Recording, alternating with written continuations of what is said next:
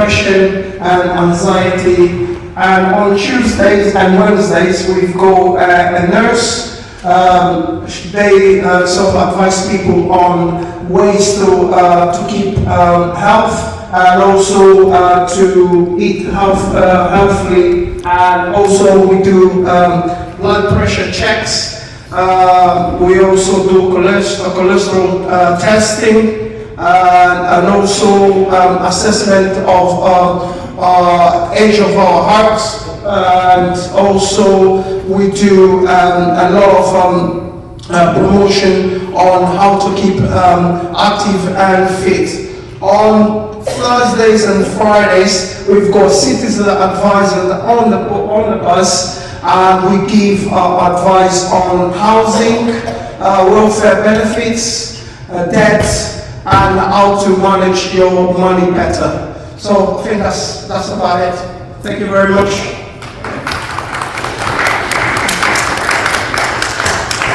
Hello, my name is Dixon. I've actually attended several workshops organized by Tony last month, I think four times in Advocacy Academy, so not very far from here. So I'm actually based in Brighton, so every week I travel from Brighton to London to attend Tony's workshops. So when he published or post this information, today's event, so I'm very interested in this program. I found it's quite long, right? The program is several years already. Yes. So I thought it's only 1 month or 2 months. So yeah, so I'm very interested in this. So I'm here. Yeah. Thank you, Vincent. Thank you. Hello, my name is Scott. I'm here on behalf of the NHS London Transplant. So we're here to raise awareness of the importance of blood donation, specifically to treat sickle cell. So, if you know, sickle cell is a blood disorder that primarily affects people of black heritage. And it's when your blood is shaped like a sickle, so it can travel around your body. This is quite painful. I don't know if anyone knows someone living with sickle cell. It's quite a painful disorder, and it can be really effective to the way they live their life. And the only way to treat sickle cell is via blood donation. And if you're someone living with sickle cell, you kind of need a transfusion about once a month, and you need a transfusion from someone the same ethnicity as you. So if you're a black person living with sickle cell, you need to have blood from a black blood donor, which is why we're here. So what we can do is register you as a blood donor, and as part of that, we can say thank you by finding out your blood type. Because it's not common knowledge in this country for people to know their blood type. Most people don't know it. And there's 8 different blood types that you can be.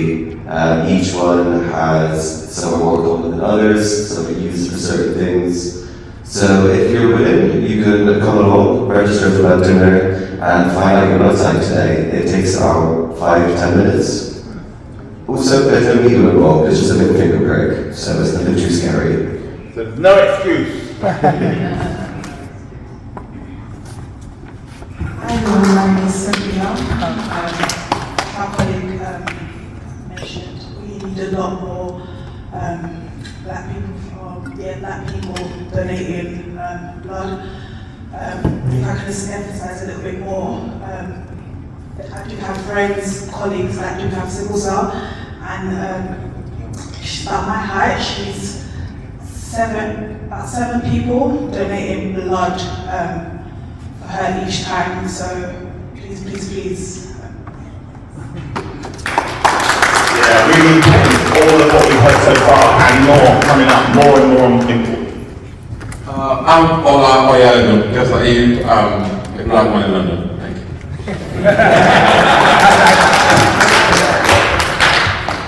Good afternoon, my name is Chambers, ex-teacher, retired a couple of years. The persons that will show up on this forum are the children that I used to teach and guide through education, so I've got my little bit that I can chip in.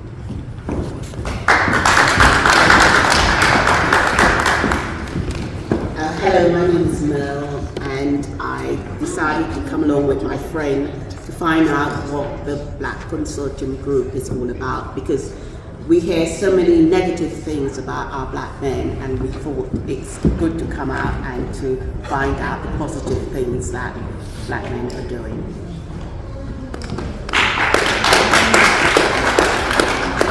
Good afternoon, my name is Maria, and I came with my friend, and a very similar situation. I really wanted to try and understand a bit more about consortium, and really just to see if there's anything that I can personally offer with my experiences to support black people in the community, black or people of colour in the community, and that's what I'm here today.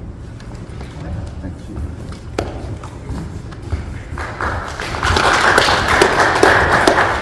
Good afternoon, everybody. My name is Sam Johnson. I work for the Integrated Care Board at Ocean, which is NHS. I'm a Communications and Engagement Manager there. I've had a strong interest in health inequalities for quite a few years now, working in the health sector, and really looking forward to meeting as many people as possible in this room and having wonderful conversations. And I was invited by Christine over there just to shout out to her because she does amazing work. So yeah, just happy to be here and happy to meet everyone. Good afternoon, everyone. My name is Pauline Harrison. I'm part of the Carers for Carers Trust, that we look after the carers who care for someone at home. My colleagues will be able to fill you in more with what happens then. But today I'm here to do a health check, so your blood pressure, your BMI, and also to advise you whether you need to go to your GP, just in case your blood pressure is high. So today, please, even if you're doing your blood pressure at home, come and have it checked today, because sometimes it may be different at home to what we can do today. Okay?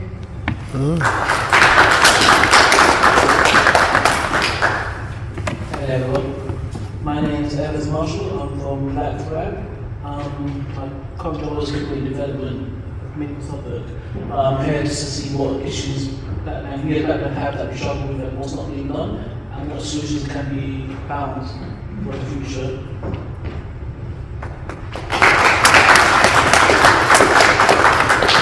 Good afternoon, my name is Viraj. I'm representing House Carers with Pauline and over here.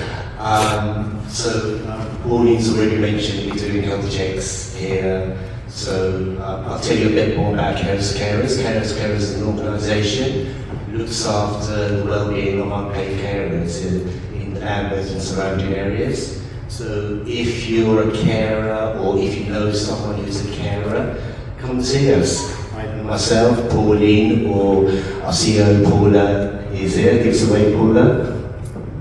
And so, yeah, any questions, please come see us. Thank you. Moving along the line, I haven't got you, Paula. So thank you. So hello everyone. Hi. So my name is Anna. I work for Health Watch Lambeth.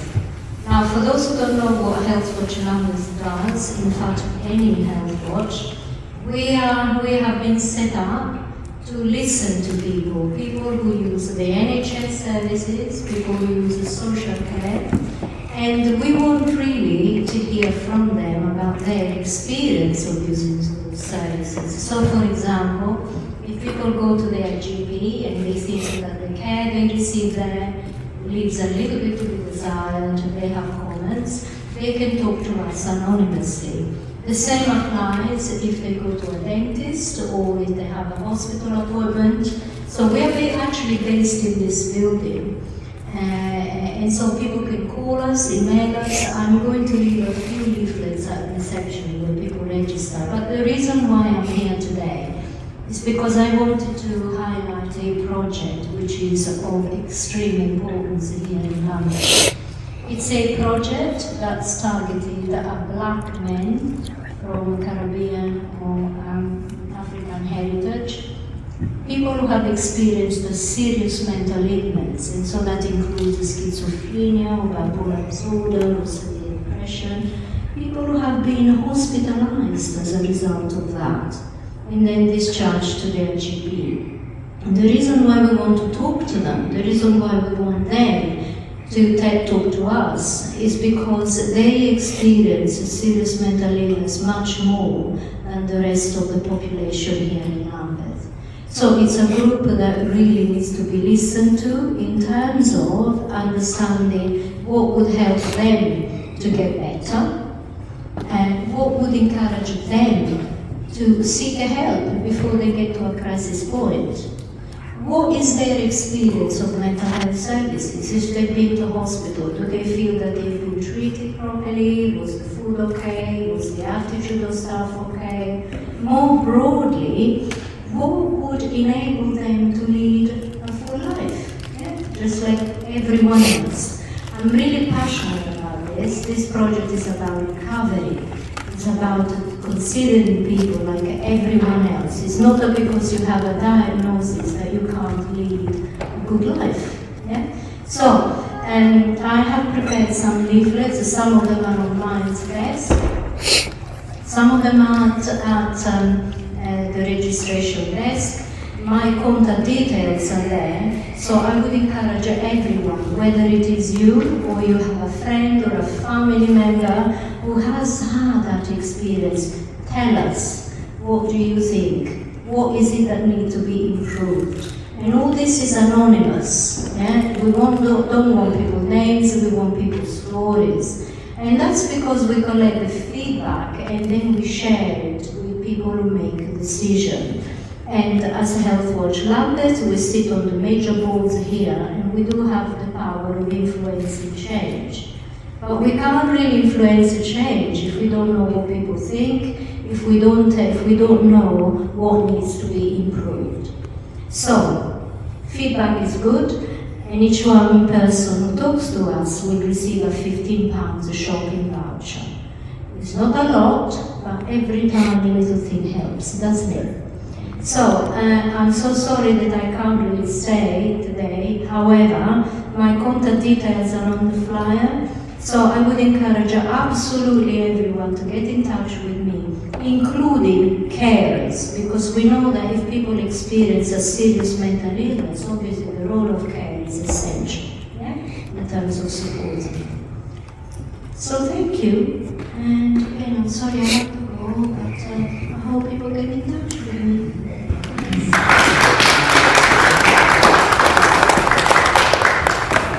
Hi everybody, good afternoon. My name is Ariana.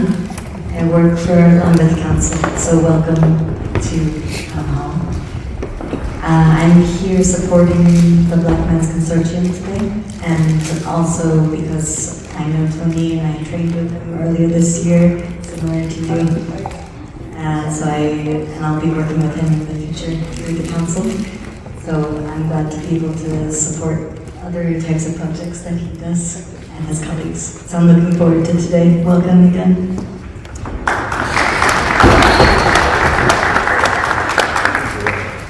Greetings everybody. I'm Paula, CEO and founder of Carers for Carers.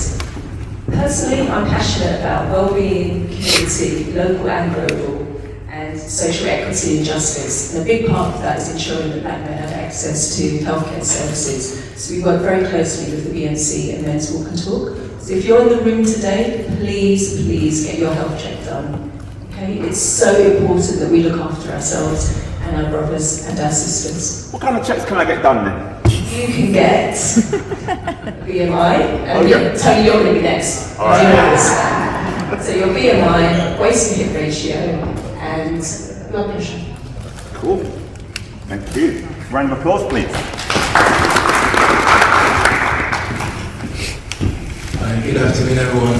My name is Justin, and I work for the South East London Suicide Bereavement Service. We are a very small team. The initiative was set up in 2021 by Bromley Lewisham and Greenwich Mind. We work in collaboration with SLAM and Bexley, Mind in Bexley as well. So we are a very small team, only 8 staff, and only 6 of those staff work on the front line, covering 6 boroughs: Bexley, Bromley, Greenwich, Lewisham, Lambeth, and Southwark. I'm here today. I was asked to come here today by my manager, and the main reason was to sort of see what other services are about in the community that the black men that we support.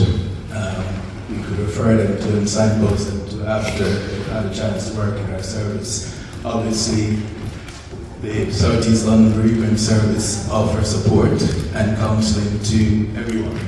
Anyone living in those 6 wards, or even the person who died by suicide, died in any of those wards, their family and friends can access support from our services. But it's more important for me personally, especially, that the black men that I'm supporting, that I can know what's about in the community as well, to signpost them to as well. So I'm privileged to be here and looking forward to networking with as many people as possible. Thanks. Hi there, I'm Val, and I'm the chair of Lambeth Cruise Bereavement Support. And Don, who is refusing to talk, is one of my bereavement volunteers. Pass with the microphone. We see about 400 residents of Lambeth each year, which will offer up to 6 sessions. We firstly offer a one-off understanding your bereavement session on Saturday morning, and then we can offer up to 6 sessions either in person, by phone or by Zoom. And we also offer, every couple of months, we have bereavement support groups, peer group support. So I'm really pleased to say I've been with Cruise now for 20 years as a volunteer. And it's interesting to see that gradually men are actually coming to our service. When I first started, I think there were about 1 in every 7 people were male, but now about 1 in every 3. So I'm really pleased that we've got that message over. So if the best way, if you know somebody who's bereaved, is to Google bereavement in Lambeth, or just to email us at Lambeth@Cruise. We prefer direct approaches rather than third person, so that's the first step. Unfortunately, you do have to leave a message, but we do respond very quickly, so give it a try if you or tell your friends. Thank you. My name is Marlene. I'm in the borough to find out what is going on for our young men and how to direct them to the right places. I've also got a group that I help to educate our people to know a lot more about different situations that happens within us as a people, and anything that we need to find out. So I've just come along to see what is going on here and see how I can help to direct others to this type of service. Hello, my name is Premio. I have been following the BMC for quite some time, and I continue to do it as long as I'm around. I'm not from this borough, but I'm pleased to see what's going on within the borough to help the young men who are having difficulties going through life. So thank you, Tony, and all the guys. Hi, I'm Blood, and I'm here on the pull. But I am here on the pull in a weird way because I'm on one of the SUCAGs, and I can never remember what they stand for, Service User Carer Advisory Group, and it's Southwark, but she covers Lambeth as well, the woman who deals with us. And I have been pushing for a long time to have more men, especially black men, men of colour on our SUCAG. It's so, I'm just going to swear, Dave, it's so important, it really is. You need to have a voice, you've got to have a voice, because services, I was going to swear again, they're never going to improve unless you're there speaking up for what you need and, telling them like it is. Thanks. Yeah, my name is Emmanuel Amego, and I wear quite a few hats. But today I'm here wearing 2 hats. I'm a managing partner of a host holistic health company called Pempamsi. We are up the road here, 102 Bristol Hill. We deal in issues regarding health and well-being with a whole series of products. I have some flyers here, and we have other shops across London as well. And I manage the one in Housden. I also, that's my day job.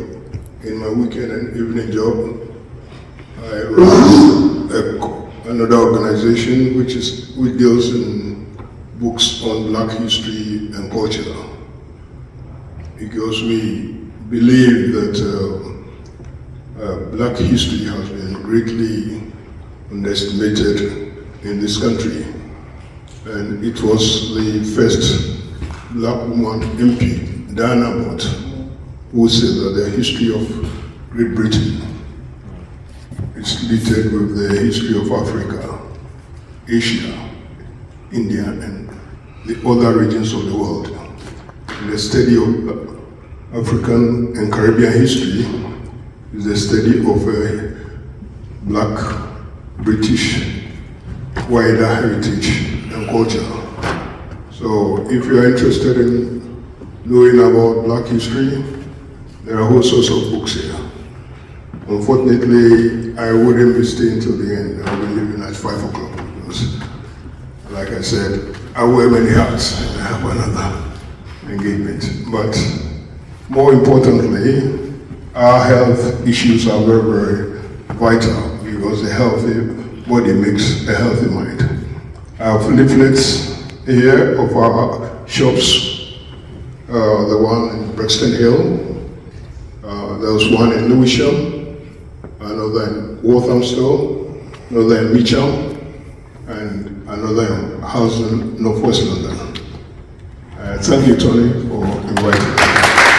Hi, I'm David Bromfield. I'm an ambassador for ACLT. I've been volunteering with them for 25 years. I used to volunteer with Blackburn and London a while back, so small world. The reason I'm here today is because with what we do at ACLT is we're promoting, as you can see, we save lives by bone marrow, blood and organ donation. The charity was set up because Daniel De Gale, the son of the co-founders, had blood cancer, and at the time so few black people were registered for bone marrow donation that the chances of his survival was very slim, something like 1 in 250,000. Fortunately, they did, after 6 years, find somebody who was a match for Daniel, and they were able to save his life, and he lived a full life. But unfortunately, having got diagnosed as a child, he died at the age of 21 in 2008 because the ravages of the treatment and etc. to his body during the time that he was ill meant that he did not have the full life that he could have had. So not only does the ACLT try and save lives, they also try to do that as fast as possible, because it affects the quality of life of people who are ill and potentially the likelihood of an extended life for those people who they are able to help. So that's what we do. We encourage people to be blood donors, because the people that suffer from these illnesses are people who need blood regularly, and we encourage people to register for bone and marrow donation. I've also been a blood donor for 42 years. And these guys, I'm happy to support them as well. Thank you.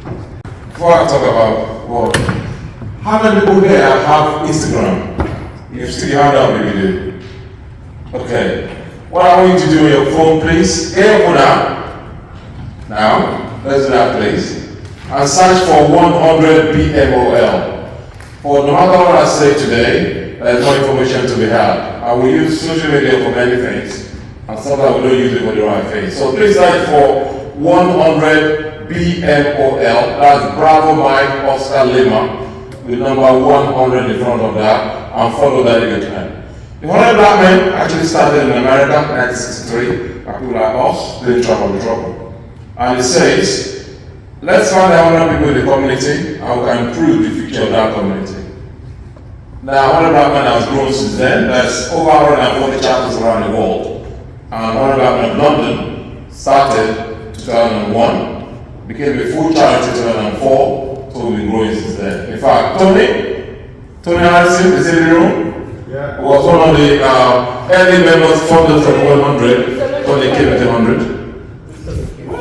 Yeah, the issue that happened then is still going on now. We work on what we call the fork for the future. In the black community, let's talk about economic empowerment. We're very consumer oriented. They say in the Asian community, money is spent 9 to 18 months for a literacy community.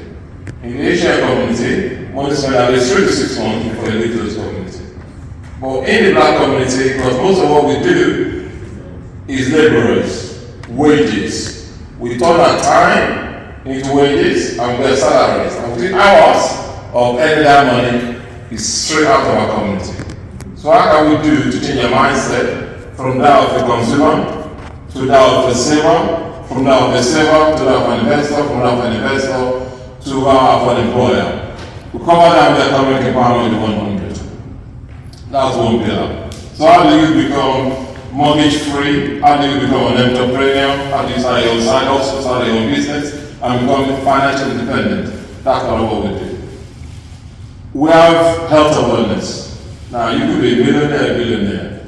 Without good health, you ain't going to enjoy that money. So what do? We get subject matter experts come and talk to us. We liaise with ACLT, NHS, sickle cell, and field organization. Come and advise us how to avoid those illnesses that are pertinent to our community. Things like sickle cell, prostate cancer, diabetes. How to avoid those so that we don't succumb to it. And if you already succumb to it, how to live well with those things.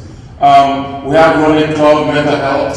We have a few mental health trainers. We understand we have good physical health, not the right mental health, then the physical health is not going to be optimal. So we train our members and volunteer in mental health first aid. That's what we understand how to use. We make sure we go out there, we communicate with our young people and our family and ourselves the right way. We have education. We said the government looked after academics to an extent, we look after everything else. Education is not about school. Education is about mindset. How do we make sure our young people know what they do in school? How do we make sure our young people know exactly how to get the best out of whatever they're doing? If they're not that great in academics, how do we get other things to do? So we have career fair for our young people. We have re-evaluation for our adults. Because we don't just cover young people, we cover everyone else. How do we educate ourselves on our self-identity, understand who we are? But when you know who you are, then you, from there, baseline into bigger things. Because at the 100, we say you reach for the stars, with the guarantee that you're going to hit the stars. We have mentoring that most people know us for. We mentor young people between 100 to the age of 10 and 16. But we liaise with an organization where we mentor between the age of 6 and 25. But we only come out 10 to 16 and we outsource everyone else for that partners organization. If you know, our young people, when they're age of 2, 3, 4, they're geniuses. So what happened to them when they turn 11 and 12 and they become zombies? We use those zombies when they stop taking themselves. When you ask, why did you do that? So, because you told me to do that. Or because you did it. So why did you do it? Sometimes they cannot answer that question. So at the 100, we reconnect them to that thinking process. So that's the responsibility for what they do. So we say we mentor them the 100 way across a lifetime. Educating them and mentoring them in life skills so that they know what they want in the future. And the only also say you mentor a child and see miracle happens. For any of you that have been mentored when they're younger, you understand the benefit of being mentored. For those of you that have mentored young people, even your children, you understand the benefit of being mentored. So we said, join the 100, you don't have to join the 100 actually. You join any organization in your community that are changing the face of the community. The question is, there is no point in us talking, and there's a lot of talking going on there. People like the 100 black men and women, actually more women than 100 black men and women than men, we're always looking for members, both men and women that can change the community. We are constantly changing the community. There's a lot of negative stories out there, but we say for every negative story that's out there, we have 25 positive stories that can tackle. Let's create our story for ourselves. Ben Consortium. Men and Walk and Talk in the Morning on Sundays, and other organizations are doing exactly that. Reconnecting men mentally so that they be responsible in the community. The question is, we need more men to be responsible. We need to work together with organizations that can make that happen. And Honorable Ahmed is just one of those. Follow what we do so that families that are struggling can take advantage of our services. We have men and women standing by to mentor young children. Help us to make London a safer place.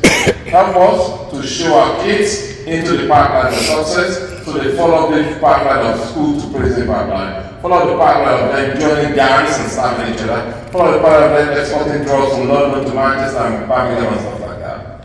Help us to help yourselves. We can only help ourselves when we work together. That's all we do. Help us to make that happen. Thank you. Hi, my name is Ted Lai. I've been with the BMC a couple months. I met them because I went to make photos and challenge the way black men are seen and the stereotypes, and through that I met this amazing group, and I met the Walk and Talk, and I kept coming back and get to get to know the people better. And you see these portraits, this is like part of the outcome. And come on!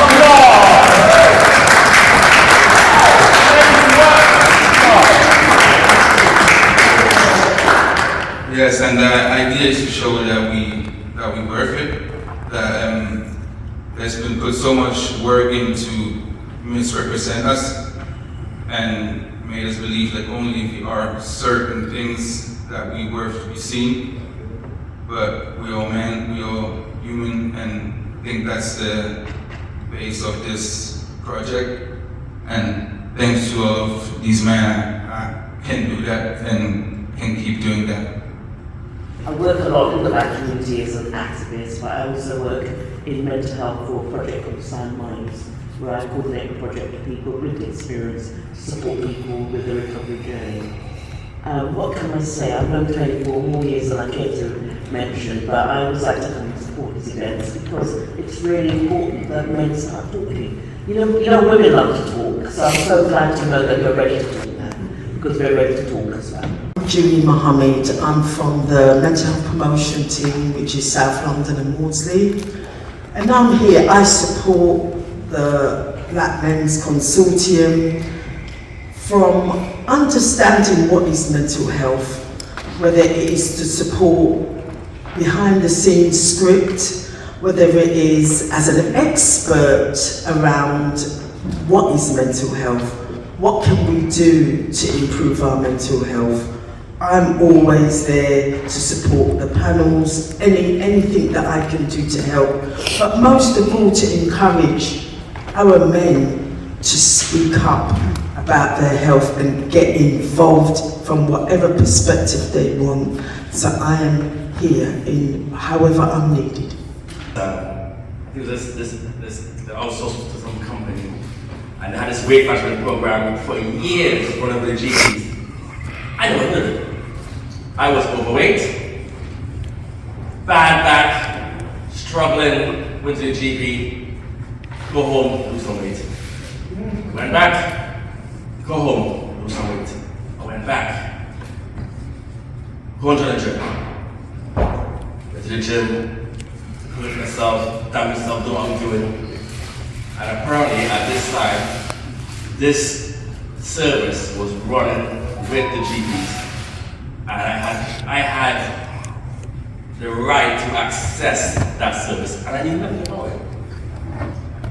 So they did a research and found out that for some reason, black people in general were not accessing the service, and it came out to the GPs. The GPs were not sharing, were not making referrals. Why? Maybe because they think we're stronger, I don't know. So we looked at the program anyway, but apparently when black people went to the programs, they found that the black people leaving the programs, especially men. So we celebrate, yeah, we'll be a focus group. We'll look at the program, and the first thing we saw was this dietary plan you have to follow on the program. I don't know about you all, but me as a black man, I couldn't eat steamed chicken breast. That's the first thing we saw. And I'm like, I don't eat that kind of crap. We're black people, we eat differently. Some of us, we have our Jamaican heritage, we eat hard food. Right? And now you're telling us to go home and change. And on top of that, the men, you expect the men to go home and tell their wives, stop cooking traditional food. The NHS system says that from now on you have to change the way you cook. So you need to go and buy organic food. How much of us here can actually afford organic food? I know I can't. So we say, you know what? This is the issues that we're seeing, and this is why it's not working. So they went away. Next thing they were asking us, would you like to actually run a program of your own? We're like, well, you know what? We have people in the BMC that are capable of doing it. We have trainers. We have personal trainers. We've got guys like myself who have psychotherapy backgrounds. So we say, you know what? We're going to actually do it differently. We're going to look at how we're going to make small changes, because when you ask someone to make these big changes in their life, how long, is it going to last? So we say, no, but we're going to look at how we make these small micro changes, and it just might help that person on their journey to better health. So, start on this program 1 day a week, and it's 2 hours.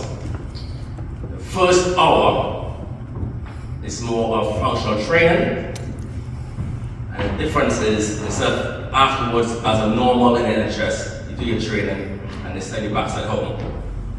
The second hour, we give them a safe space to sit down, share their experiences, and more around psychoeducation, where we teach them of how their stress levels, stuff that's going through their life in society, how it affects their health, from their maladaptive behaviors, from the way they're eating because of that stress, and what do they know from their own experiences that can help each other. So it's more like a brotherhood. So instead of us sitting there and teaching them, this is what you should do, this is what you should go and eat better, no. Go home, research. What works for you, what don't work for you. So, for example, your wife cooks jollof rice, maybe the palm oil might not be a good thing. Maybe I need to change that. The person who works all day, has no time to cook, and eating takeaways, maybe the everyday fish and chips, extra large portion is not a good idea. Maybe you need to go to a smaller portion. Maybe start putting some mushy peas in there. But it's about these small micro changes. And the program has been running for almost a year now. And the NHS gave us, I think it was a sort of 12 spots. We end up having, we double it. We have double that spot. And we said we're not going to refuse any men. So we continue taking the men as they're coming in, we're going to work with them, and that's what we're doing. We're almost out of time now, but we're still taking on, we don't care. If a man wants to come, we say, come and join, we don't care. The door's open. And hopefully next year, we will get funding, continue it again, and continue to get more men in there, just so to learn about themselves, and just to stop all this issues in Lambeth with diabetes, strokes. I myself, I was really so overweight that I was worried that, am I going to be, I'm 52 now, and where I was going in my late 30s, at this age, most likely out of a stroke. Yeah, and I've got some beautiful grandchildren right now. And I'm happy to be alive to be with those grandchildren. And that's what we want for these men. To be alive, to be healthy, for the young ones, for the loved ones, and just to continue growing. So thank you for having this time with me. If you want to know more, we have loads of leaflets all over the place. We work also, we can referrals with Men Walk and Talk, with Carers for Carers, and that's what we do. We try to network, and if we see any one of these men that needs something else in their life that's going to help them, we will refer them. And that's what this, I love this. This is about networking and joining together. Instead of having these little separate networks everywhere, where you know, we want a section or corner in society trying to do our own thing. Where we can work together and actually help and grow. So thank you very much. Okay, so that's the first of 3 programs that the Black Men's Consortium run, which is the weight management. Moving on to the second program, which is the Men's Mental Health and Wellbeing program. The Men's Walk and Talk. Sorry, got it wrong there. Keith. Good afternoon, everybody. Thank you very much for coming this afternoon on Men's International Day. My name is Keith. I'm one of the members and co-facilitator of the Men's Walk and Talk. The Men's Walk and Talk was founded right back in 2021, I believe, when we had COVID. And we started in Battersea Park. And it consisted of just 8 members. Myself, prior to that, when I was asked to come along, just as an outsider to the walking in the park, my background of walking is practically zero. I'm basically very, I wouldn't say lazy, but I drive a car, ride a motorbike, and I don't walk very far, yeah? So to me it was like, see, years later, every Sunday, I walk at least 12,000 steps, yeah? And once I joined, I've never looked back, and it's one of the greatest kind of achievements personally that I have engaged in. We now have 116 registered members.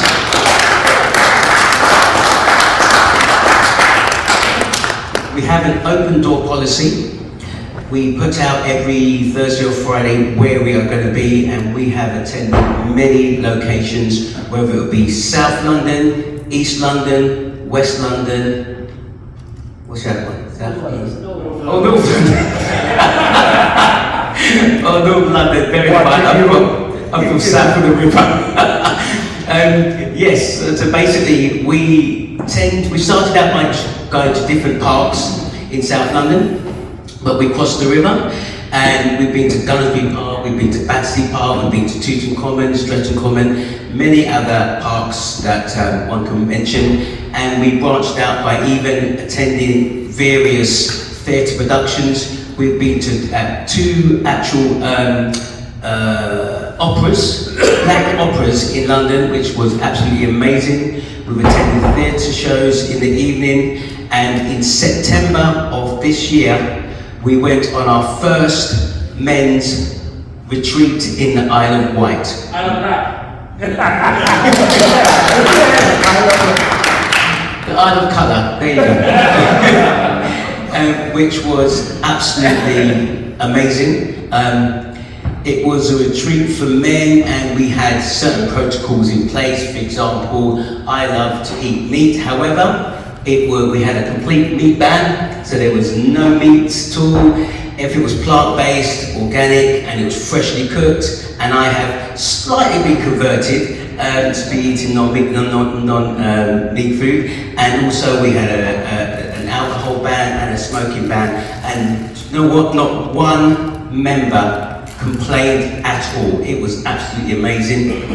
And hopefully next year we have plans to be going, say, overseas. We can't confirm where that will be yet, but never the time we will do. The Men's Walk and Talk is funded by several different organisations, sponsors. One of them is Carers for Carers in the background, so we can thank them. And Carers for Carers were one of the originals right back when we first started. So without Carers for Carers, we might not be here today. We're also funded by the Streatham Hub, London Together, We'll Train For You, and the WCGL. The Men's Walk and Talk is basically what it is. The young lady, she's gone now, but it is what it is. We turn up, we have a check-in, and then we walk, we stop, and we talk. And we break down those taboos, and we talk about any subject which is brought to the table. And that could be anything to do with your mental health, your physical health, it could be about relationships, it could be about financial issues. By the way, we've got a few days left, but November is Free Will Month. So those of you, anybody in the room, if you haven't made a will, because some people think, oh, I've got nothing to leave behind, yes? Sentimental items is very, very important. And if you don't make a will, then no disrespect, but the government will get it. We don't want the government to get it. So it's very, very important you make a will. And this is one of the top subjects that we discussed in November. Last year, we spoke about a very, very important physical health, which is prostate cancer.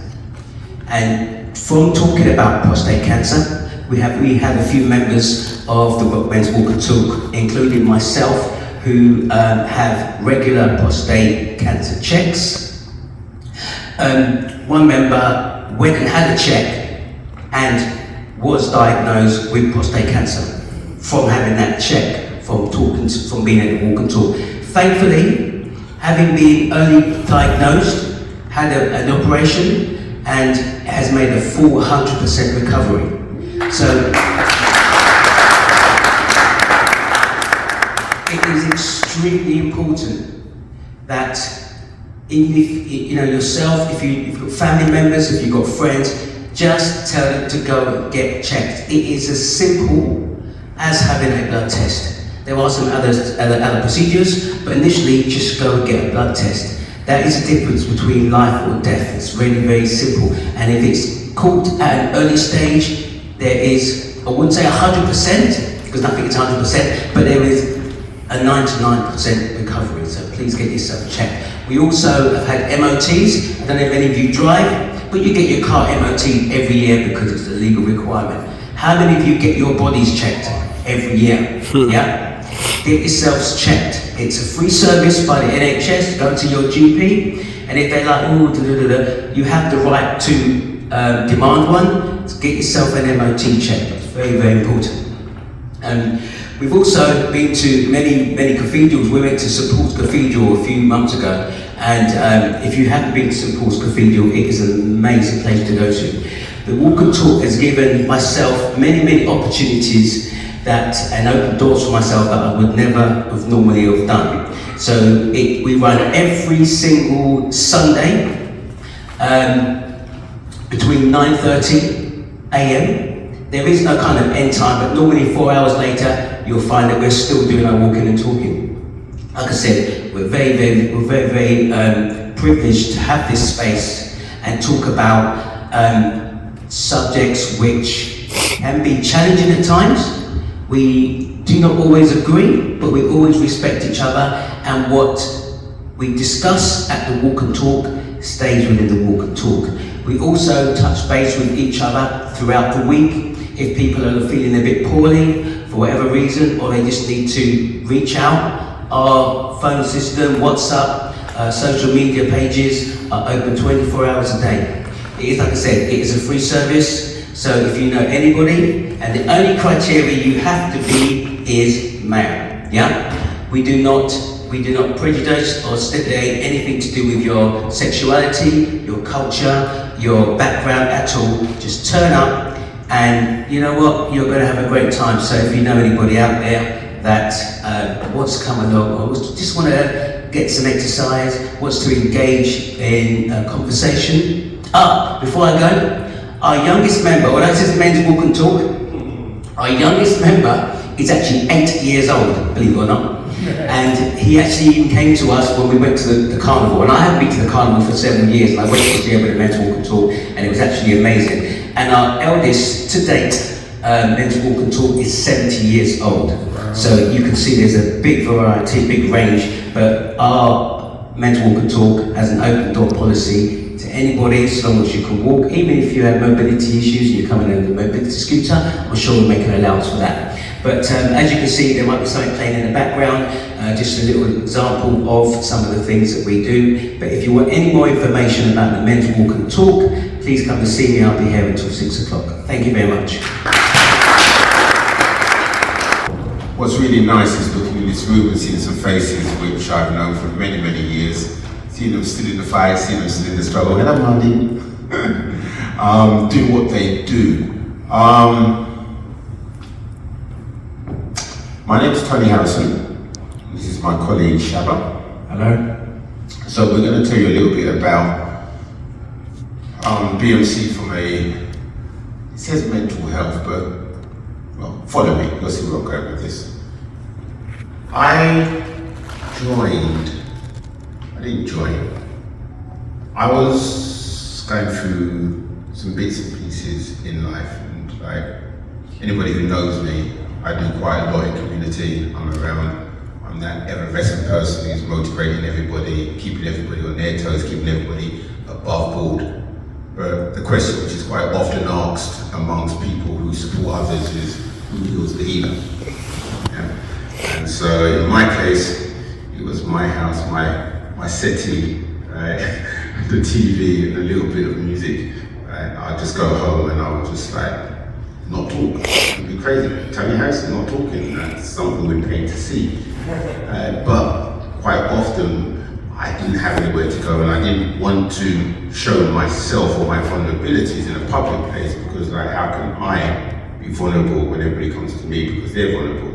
I was having all these kind of like liberty relief stories taking place in my head. A friend of mine said, look, there's a group in Brixton, you should go down there and see what they're about. It might be useful. So I thought, okay, maybe I can go down there. I won't know anybody in there, because why would I know anybody in that group? And I can just like be invisible and just like, see what's going on. So I walk in, the first person I see is Tony Seeley, who I've known for ages. I thought, Jesus, how am I going to come in here and express myself when this guy knows me?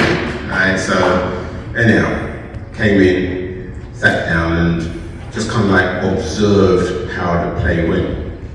And after the first week I came back again. And I think it was about 2 or 3 weeks in I actually realised, hold on a second, this isn't just a theatre. I know nothing about theatre. I can hold a mic and I can talk to somebody. You're not going to get me to act. Are you crazy? Right? Well, that was a lie.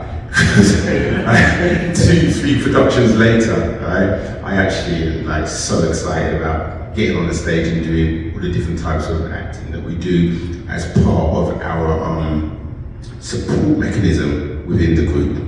So I'm kind of like fast forwarded about me, but how did I even get a chance to be part of this thing called the Black Men's Consortium?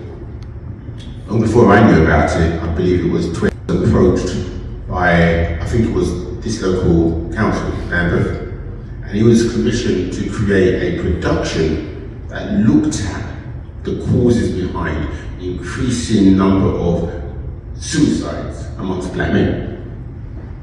And so, of course, Tony being a producer, theatrical producer, took on the work.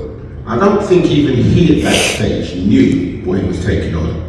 Obviously, the process of like creating a production, you have to do your research, you have to do your rehearsals, but there's a lot of talking that happens even before you get to the stage of actually doing any acting. And it is in that talking with these black men that the reality of what goes on in the mind of black men, right, that actually leads to them making critical decisions, such as taking their own life, was immense. So what happened was the production took place, the work was done, and now you've got all these men who've opened up themselves. All these men who are now kind of like in a position of, well, I'm open, I don't really know how to go forward, now I've made myself vulnerable. And it was at that stage that Tony made the decision that he can't leave those men alone. Those men now need somewhere to be. And the Black Men's Consortium was started. Right? And it started as an opportunity for men, black men, to come together to express in a safe space, right, the things that they couldn't find to discuss anywhere else. And that since 2018, right, here we are in 2023, we're still going, and that still happens every Monday in Mosaic House on Effa Road, where we gather and we talk and we share. there is no off-limit subject. Right? There's nothing that you can think about that we cannot discuss and we don't discuss in that space. One of the things I love about it, and I've personally not experienced it anywhere else, it's an environment where all types of black men exist together. By that, if I take it from a sexuality perspective, you've got your heterosexuals, you've got your bisexuals, you've got your gay, right? You've got anybody who is male, right, in that space, non-judged, right? There's all this like belief that black men don't talk to gay black men and all that. It's not true. It's not true at all, right? It's stuff that people say. People have their own personal beliefs, but don't make personal beliefs become the message of a group. Because as black men, we have our own individual opinions, and whatever our individual opinions are, that's our individual opinion. But as a group, as a consortium, we welcome all. We welcome you whether or not you're on £100,000 a year, or if you're unemployed and destitute. Right? Some of us can relate to that. Right? We sit in the same room. Right? Your money doesn't matter in that room. Right? It doesn't matter if you're sporting a six-pack or a dad bod. It doesn't matter. Right? We come in here and it is an equal floor. Right? You've got some people who are running really successful businesses. Right? They're high flyers in their industry, sitting alongside manic depressives, right? Having conversations, learning from each other. Where else do you get that? How often do you get that? And this isn't a case of like, okay, it happens, you know, as an event once every year. People are coming out every single week to do this. It's like a purge. It's like you washed yourself in sage, and you come out and you're just feeling clean. But you're not going to get what you put into anything, right? Who believes you can get something out of something that you put nothing into? Has anyone ever actually achieved that? Put nothing in and got something out? Because I don't really think that's reality. Someone might gift you something, but who's ever been given a gift and found that their gift was more expensive than you realized? Yeah, exactly. So you've got to put something in. And it's okay to come to the BMC with nothing to put in. Right? There's a saying which Tony relayed to me when we was first doing the productions. And as I said earlier, I know nothing about acting at all. And he would keep telling me to do this, and I didn't understand it, and I'd ask questions about, well, what about this, and how do we do this? And I'm like, it didn't make sense. And Tony's word to me was, what was the word, Tony? Trust the process. Trust the process. Don't try and understand what you're doing, Tony. Trust the process. And that has become a complete reality, right? In terms of mental health, when you're around people who potentially can support you and you can't see how that might work, trust the process. And we continue to trust the process every single week by doing the things which we do.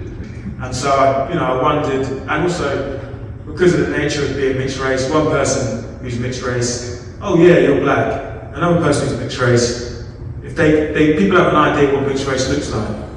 And, some people aren't ignorant, but other people will be like, you're not black or this or that. And so kind of, you're not, like, obviously you get some advantages from being mixed race, obviously, like you get privileges. But a disadvantage of being mixed race is that you're not automatically accepted by another black person necessarily. They might not claim you, they might feel some way about you calling yourself black or identifying like that.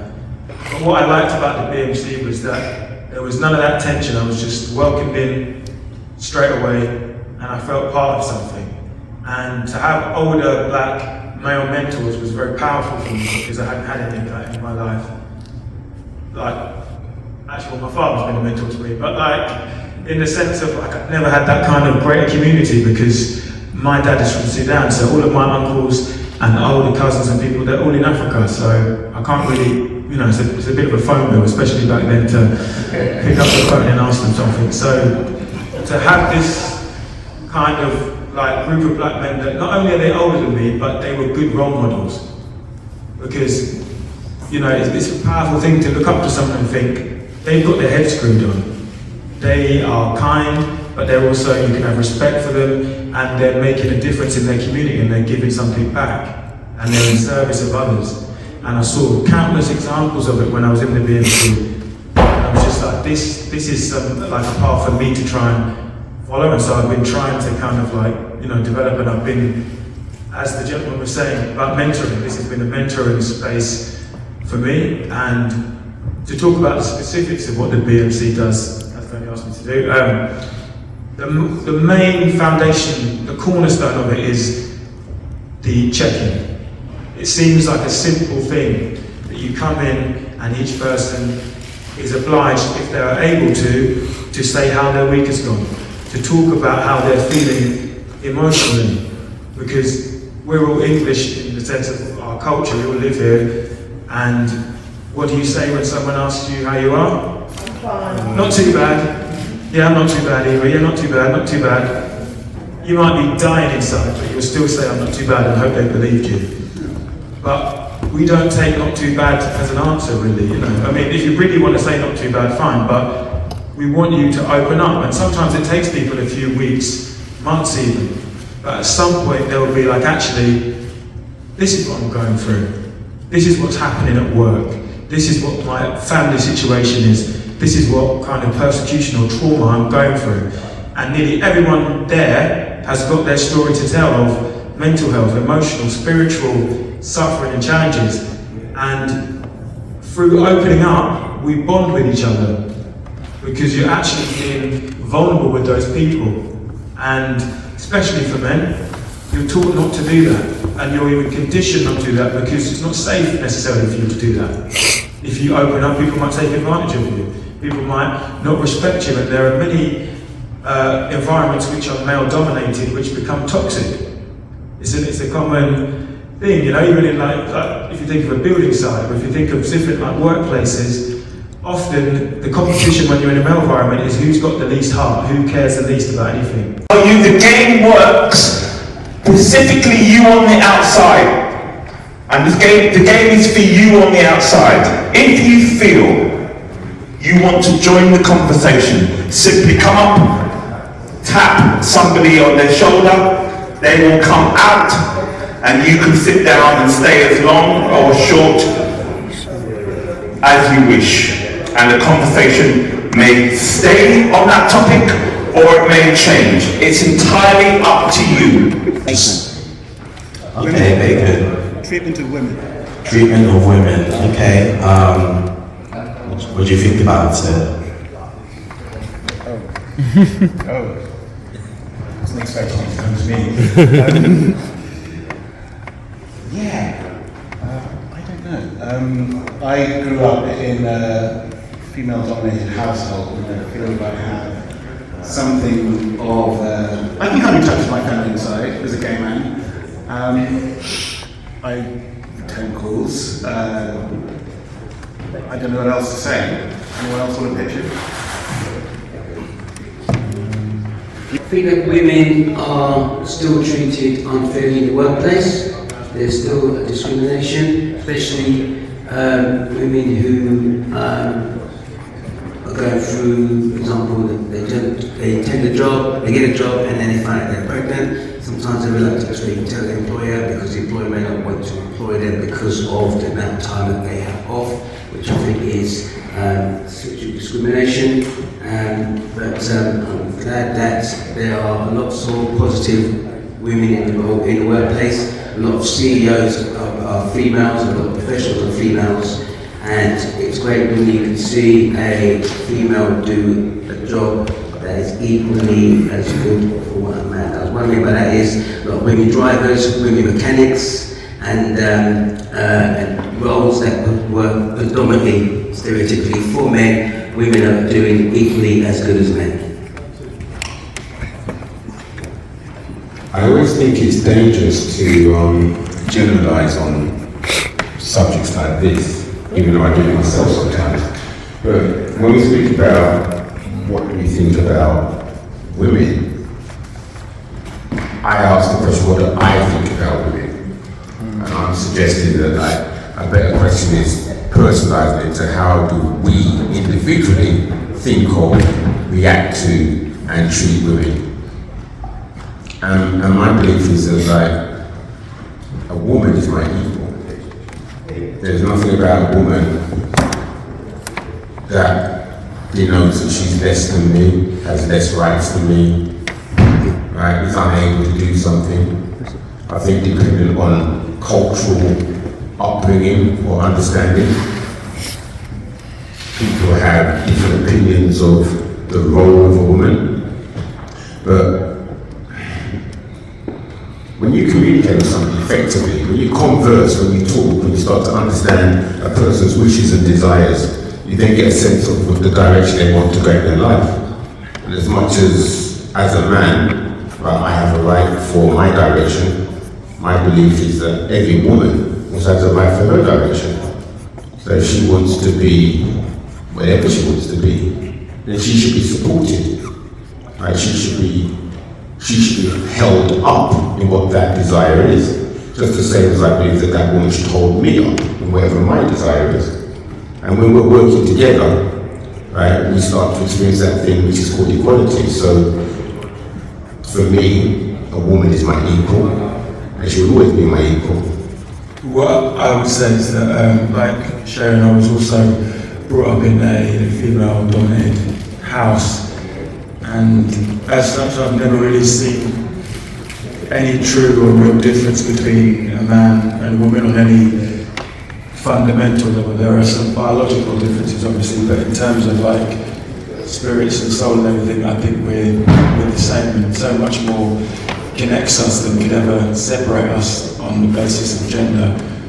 What I think is interesting is that it's kind of, there's a consensus among most people that racism is a bad thing, and even people that you know are 100% racist, if you say you're racist, say, "Oh, I'm not racist," because there's this acknowledgement that it's a bad look to be a racist. But I don't think that is so much the case when it comes to gender discrimination, because most men, or a lot of men, would not call themselves a feminist. But what does a feminist mean? It just means that they believe that a man and a woman deserve equal treatment. So a feminist is the same as an anti-racist. Everyone would say they're an anti-racist, but lots of men, and even some women, would say, "I'm not a feminist." But without feminism, there can be no equality, because that's the whole point of the movement. So I think that discrimination based on gender can sometimes be more pernicious than the kind of discrimination that you get based on race, because you can discriminate against someone's gender and just say, "Well, I'm a traditionalist. I believe that men and women have different roles and whatever," and also a lot of stuff which is actually hate crimes and like is gender-based violence, like the amount of rape and sexual assault that goes on. If that was a racist attacks that was going on, people would be like, "Oh my God, these people are being attacked just because they have a certain skin colour or something." But every rape or sexual assault that happens is because of somebody's gender. That's the reason it happened. But it happens so often, and people are killed by their partners so often, that we can't even really think about it too much, so it just gets gone to the wayside, and women just have to deal with it. So I think it's up to men to talk to other men and to acknowledge that whatever we may go through, my experience is racism, we have no idea what women go through in terms of the discrimination and violence and oppression that they have to put up with through being a different gender from a man. So I think there needs to be more acknowledgement of that. Everybody, has said something that I wanted to say. What I will say is that a woman to me is like my other half, similar to what Tony was saying, but like my other half. As in, I don't feel we're the same, we have the same quality. I don't feel we're the same because a man can't give birth, etc. Some people will argue that now. Yeah, I would say that a woman is my upper half. I don't think that everybody treats, every man treats every woman the same. if they're something personal to them, you know, they might show a bit more respect, etc. But it's all good to carry it through, just be the same. Treat each other with the same quality. I think without a woman, definitely I wouldn't be here. None of these guys would be here. Women are extremely important. And I think we need to just respect each other, know each other's roles. It doesn't matter how high you are, how much you earn, how less you earn.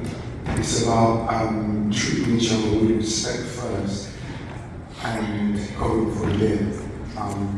You know, I think women have so much beautiful qualities that, you know, I can't even express, because it's like without a woman, as a man, you don't feel complete.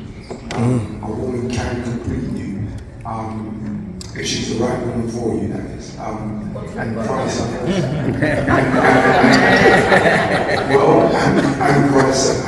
versa. So I believe that there are a lot of people looking in the wrong places.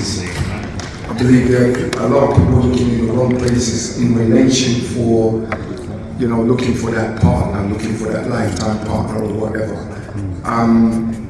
You might like the look of the person, but then if certain things don't, you know, if the boxes are not being ticked, so to speak, it's like you feel that all women are this, or women will say all men are that, you know. When in terms it's just about like respect, reciprocation, and communication, you know. That's what I'm saying. Good evening, everyone. I am not one for speaking in public like most of my colleagues will tell you, but given the fact that this subject has come up, I only took the mic based upon the brother in the corner there, in the white with the white hat over there.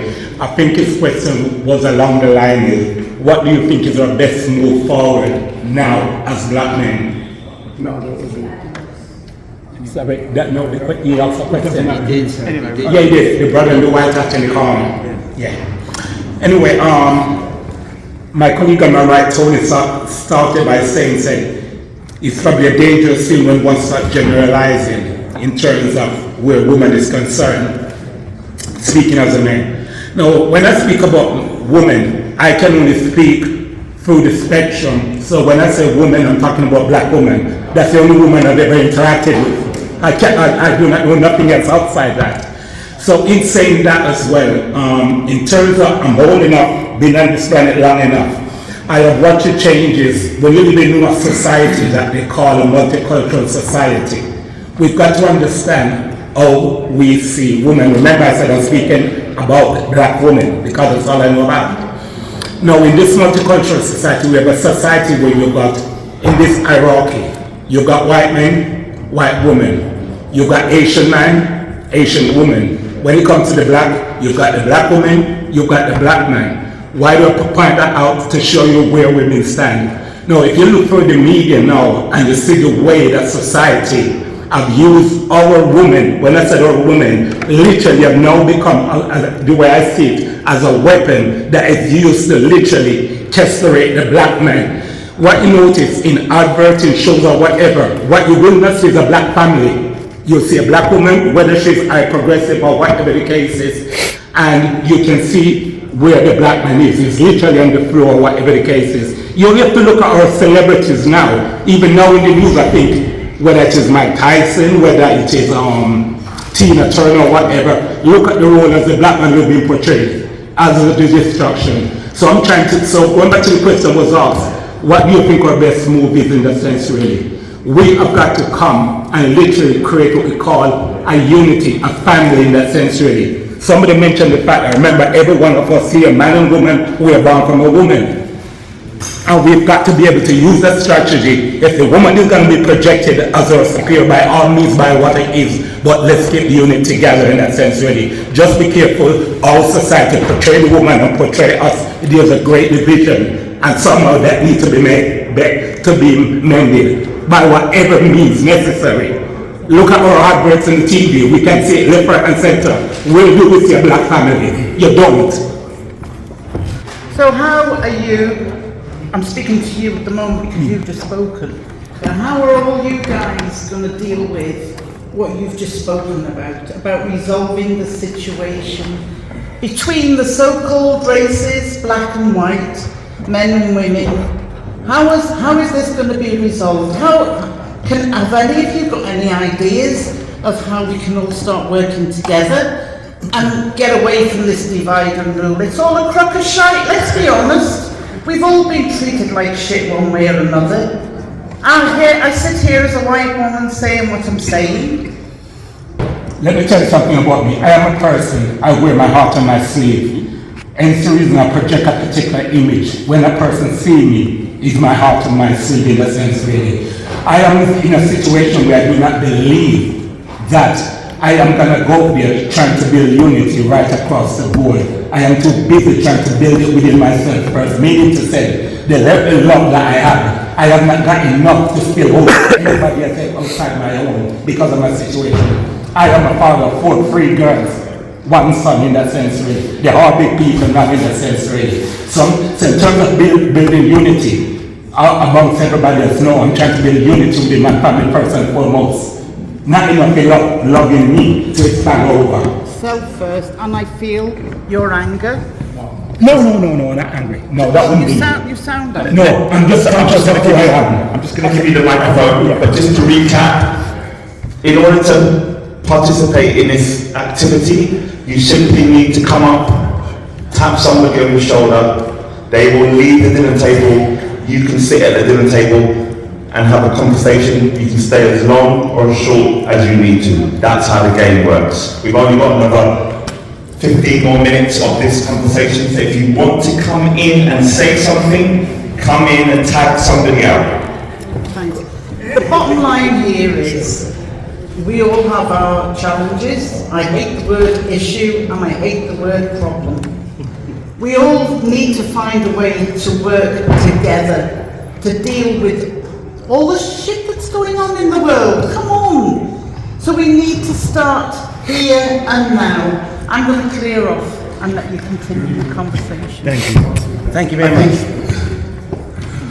One way that we can resolve this, I think, is by improving our mental health as men, but as women as well.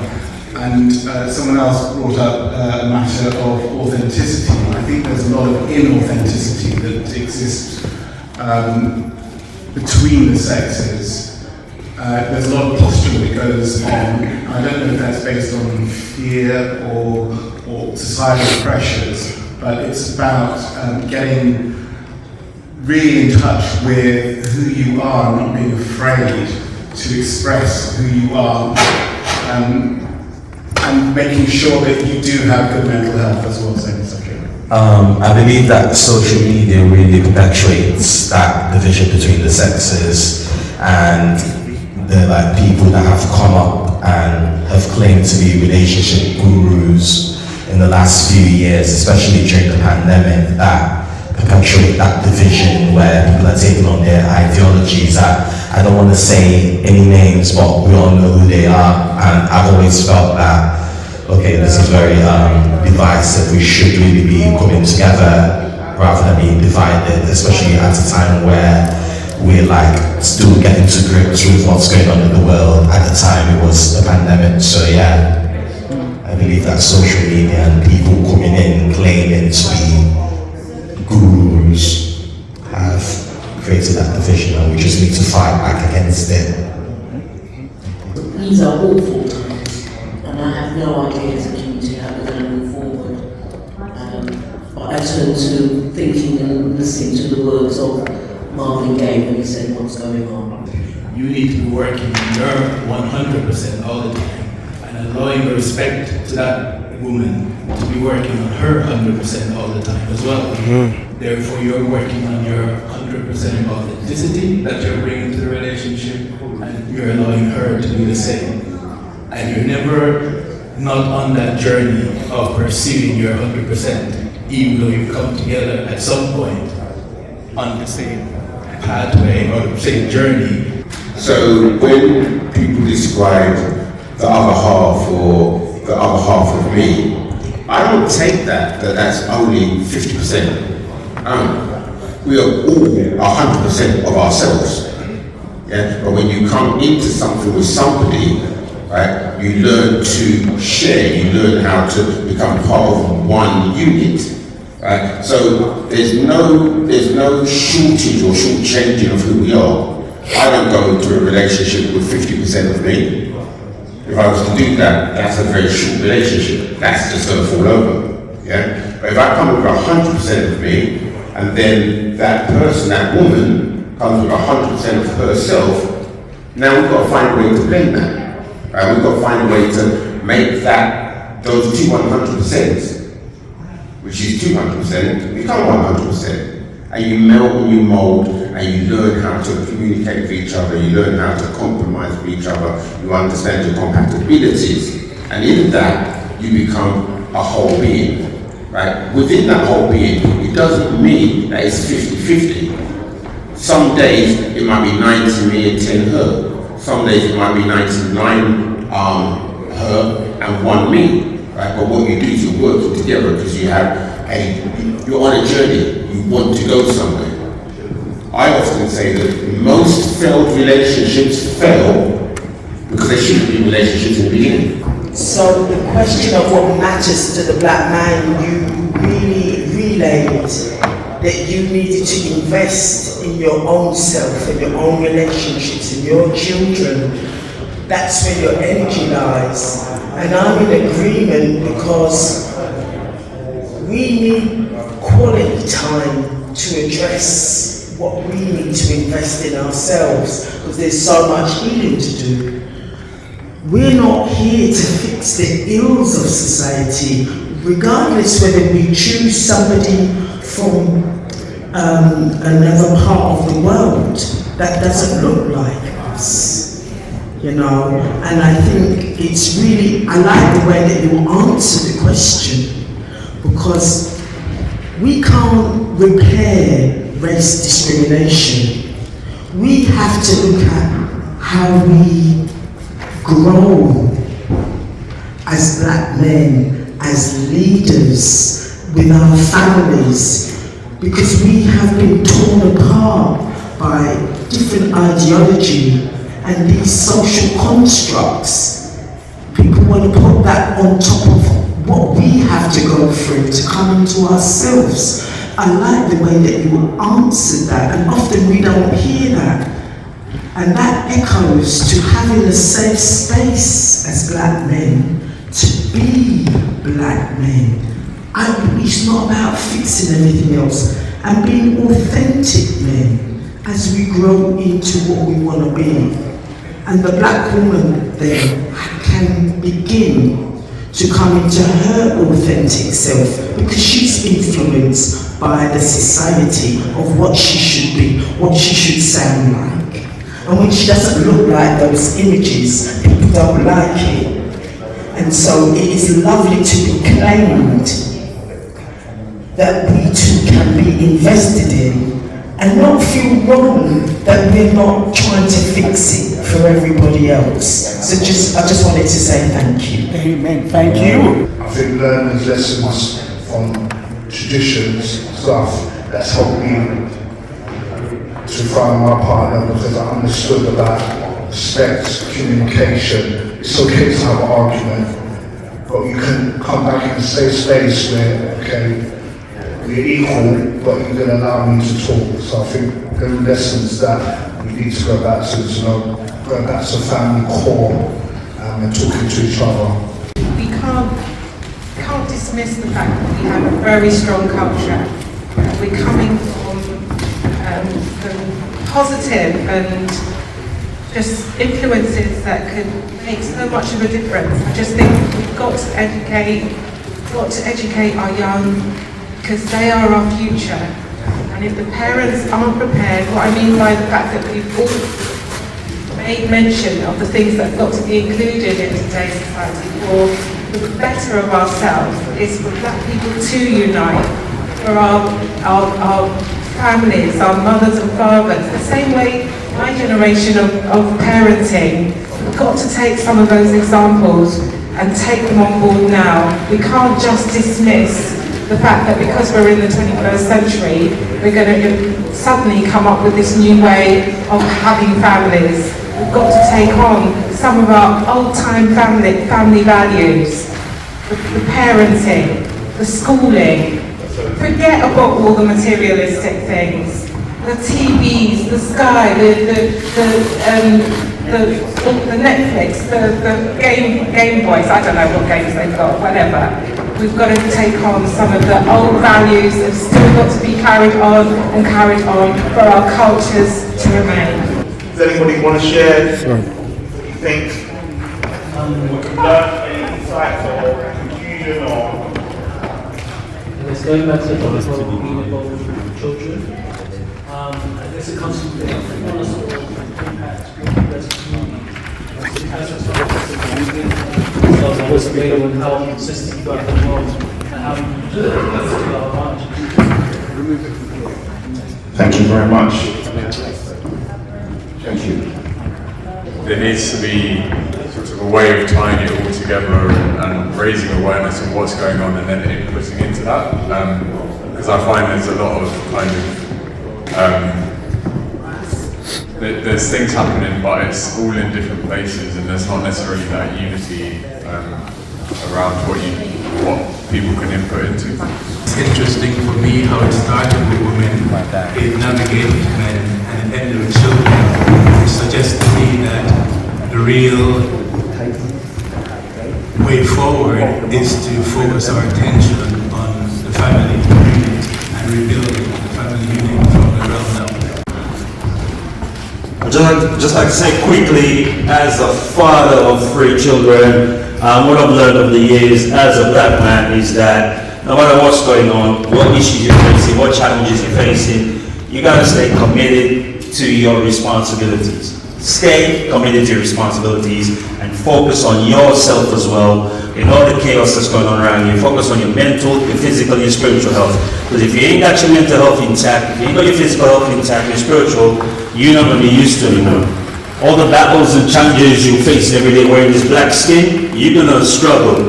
So make sure you look after your mental, physical health, whether that means you're in your own self-development or you linking up with a group like BMC. Do whatever it takes to make sure you are your best. Thank you. Also, as a father, something I learned. So back in the days, it used to be with your pygmies, seen, not heard. My kids has taught me a lot. You know, trust me, your children they can teach you. Yeah, you know to learn, you can learn from the children. So give them a space, a safe space to be able to be themselves. Yeah, let them grow, and you encourage that growth.